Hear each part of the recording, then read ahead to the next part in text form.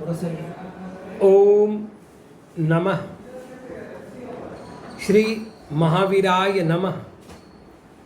श्री द्वादशांग श्रुत देव्यै नमः।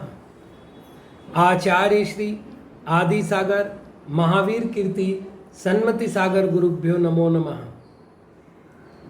प्रिय धर्मात्मन, आज अक्षय तृतीया का पावन दिवस है। एक विद्वान ने हमसे यह प्रश्न किया कि आदि पुराण में, हरिवंश पुराण में, पुरुदेव चंपू में भगवान आदिनाथ का चरित्र लिपिबद्ध किया गया है। इसी तरह महाकवि पुष्पदंत के महापुराण में भी आदि पुराण लिखित है। आचार्य दामनंदी द्वारा लिखित पुराण सार संग्रह का पहला भाग भी आदि पुराण का है। इनमें कहीं भी वैशाख शुक्ला तृतीया को अक्षय तृतीया नहीं कहा गया। तो क्या आगम में कहीं वैशाख शुक्ला तृतीया को अक्षय तृतीया कहा गया है?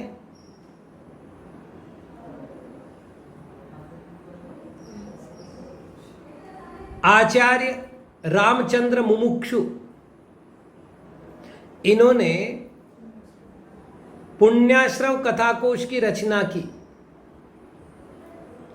वे लिखते हैं कि वैशाख शुक्ला द्वितीया के दिन भगवान आदिनाथ सायंकाल के समय में हस्तिनापुर पहुंचे। नगर के बाहर में स्थित उद्यान में उन्होंने पर्यंकासन से ध्यान लगाया।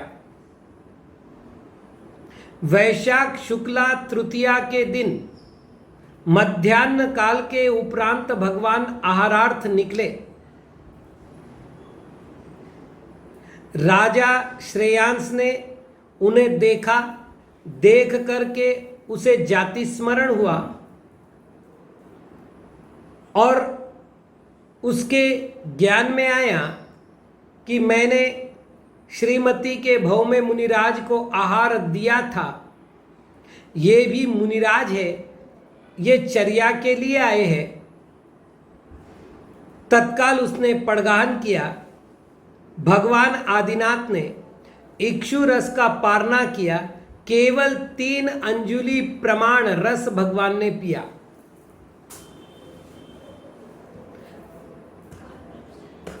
महत्वपूर्ण बात यह है कि ग्रंथकार आगे लिखते हैं, सा तृतीया अक्षय तृतीया जाता।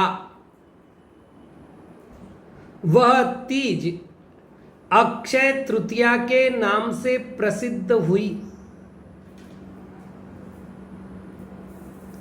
वस्तुतः यह जैन पर्व ही है। वर्तमान में इसे लोक पर्व बनाया गया है। राजस्थान में कुछ अन्य प्रदेशों में भी यदि विवाह का कोई मुहूर्त नहीं मिल रहा हो तो वैशाख शुक्ला तृतीया के दिन का श्रेष्ठ मुहूर्त मान करके विवाह कर लिया जाता है। अनेक धार्मिक कार्यक्रमों के लिए जब मुहूर्त व्यवस्थित नहीं मिलते तो एक किंवदंती है कि वैशाख शुक्ला तृतीया के दिन कार्य संपन्न कर लेने चाहिए। इस प्रकार से ये पवित्र तृतीया है। कर्म भूमि के प्रथम मुनिराज भगवान आदिनाथ के आहार के निमित्त से इसका शुभारंभ हुआ था। अक्षुण्ण मुनि परंपरा में ये परंपरा पुष्पदंत भगवान तक चलती आई। पुष्पदंत भगवान से लेकर शांतिनाथ भगवान तक धर्म का मध्य मध्य में ह्रास होता रहा, लेकिन शांतिनाथ भगवान से लेकर आज के तारीख तक अनवरत रूप से मुनियों का विचरण है। और आगम एक बहुत बड़ी बात करता है, धवला पुस्तक 1 के अनुसार जो व्यक्ति आहार दान की अनुमोदना नहीं कर सकता उसको क्षायिक सम्यक दर्शन की प्राप्ति नहीं हो सकती। तीर्थंकर को आहार देने वाला दाता यदि पुरुष होगा तो नियम से उसी भव में मोक्ष जाएगा, यदि स्त्री होगी तो तृतीय भव में मोक्ष जाएगी ही जाएगी, ये नियम है। आखिर तीर्थंकर जैसे महापुरुष मुनिराज को आहार देने का जो फल है उसको कौन वर्णन कर सकता है। आगम में उत्तम पात्र, मध्यम पात्र और जघन्य पात्र के भेद से पात्र के 3 भेद किए हैं, किंतु दान शासन ग्रंथ में उत्तमोत्तम पात्र, उत्तम मध्यम पात्र, उत्तम जघन्य पात्र ऐसा भी भेद पाया जाता है।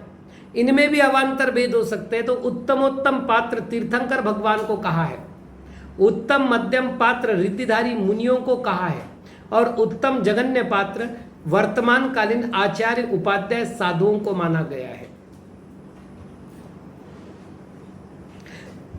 आचार्य समंतभद्र महाराज लिखते हैं, ग्रह कर्मणापि निचितम कर्म विमाष्टिम खलु ग्रह विमुक्तानाम अतिथीनाम प्रतिपूजा रुधिरमलम धावते वारी। जिस प्रकार जल के द्वारा रक्त के दाग धोए जाते हैं उसी प्रकार गृहस्थों के द्वारा जो षट कर्म का आलंबन लेते हुए पाप उपार्जन होता है, ग्रह कर्म करते हुए पाप उपार्जन होता है, उन पापों का विनाश अतिथि की प्रतिपूजा अर्थात अतिथि को दान देने से होता है। आचार्य विद्यानंद जी महाराज कहते थे कि दान धर्म का मंत्री है। जिस राजा का मंत्री नहीं होता या बुद्धिमान मंत्री नहीं होता, कुशल मंत्री नहीं होता, वो राज्य डूब जाता है। और जिस घर में दान की प्रवृत्ति नहीं होती वो गृहस्थाश्रम डूब जाता है। आचार्य पद्मनंदी महाराज ने पद्मनंदी पंचविंशतिका नामक ग्रंथ में दान पंचाशत के प्रकरण में एक प्रकरण लिखा है। वे कहते हैं कि मुनिराज आहार करते, आहार से उनका शरीर स्वस्थ रहता है, स्वस्थ शरीर से वो साधना करते हैं, साधना से कर्मों की निर्जरा होती है, कर्मों की निर्जरा से मोक्ष होता है। इसलिए जिसने मुनिराज के हाथ में एक ग्रास रखा है उसने मुनिराज के हाथ में साक्षात मोक्ष रखा है। दान का कितना मूल्य ये अगर समझना हो तो आदि पुराण का अध्ययन करना चाहिए।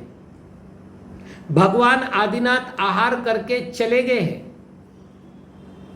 उसकी चर्चा स्वर्गलोक में हुई, पंचाश्चर्य की वर्षा हुई, लेकिन भूलोक पर भी उसकी चर्चा चली कि भगवान आदिनाथ का 13 महीने 9 दिन के बाद पहली बार आहार हुआ है। 6 महीने तो उपवास किया था और 7 महीने 9 दिन तक उनको आहार की प्राप्ति नहीं हुई थी, अर्थात निर्दोष आहार नहीं मिला था। तो ये चर्चा भूलोक में फैलते फैलते अयोध्या में भी फैली है। तो भरत चक्रवर्ती श्रेयांश के पास आया है, श्रेयांश की उसने विधिवत पूजा की और उसे दान तीर्थ प्रवर्तक की उपाधि दी। जैसे धर्म तीर्थ प्रवर्तक भगवान आदिनाथ है, ठीक उसी प्रकार दान तीर्थ प्रवर्तक राजा श्रेयांश है और दान तीर्थ प्रवर्तन की तिथि वैशाख शुक्ला तृतीया है। इसलिए ये दान तीर्थ की स्मृति में प्रारंभ हुआ पर्व है। वर्तमान में चलते फिरते तीर्थंकर हमारे मध्य में हैं, जिन्हें हम निर्ग्रंथ मुनिराज कहते हैं। मुनि संघ को देख करके निश्चल भाव से उनको दान देना चाहिए। आमनाएं, गुरु परंपरा इत्यादि का विकल्प न करते हुए श्रावक समुदाय को निर्ग्रंथ मुद्रा को देख करके उनका आदर करना चाहिए, उनके प्रति भक्ति का आलंबन लेना चाहिए और नवदा भक्ति से उनके संयम की सिद्धि के लिए दान देना चाहिए। जो ऐसा करता है वह निकट भव्य बन करके अपनी आत्मा का उद्धार करता है और यही इस पर्व के निमित्त से मिलने वाली शिक्षा है। जितने भी लोग इस कार्यक्रम में उपस्थित हैं उन सभी को मेरा बहुत बहुत आशीर्वाद और मंगल प्रेरणा कि निर्ग्रंथ मुद्रा देखने के बाद उन्हें अपने समस्त सांसारिक परिजनों की अपेक्षा निर्ग्रंथ मुनि अधिक निकटवर्ती प्रतिभासित हो और उनकी सेवा कार्य के लिए उसका मन, उसका वचन और उसकी काया तत्पर हो और उनके उस दान पुण्य के द्वारा वे अपने संसार स्थिति को स्तोक करके एक दिन निर्वाण को प्राप्त करें। सभी को मंगल आशीर्वाद। ओम नमः।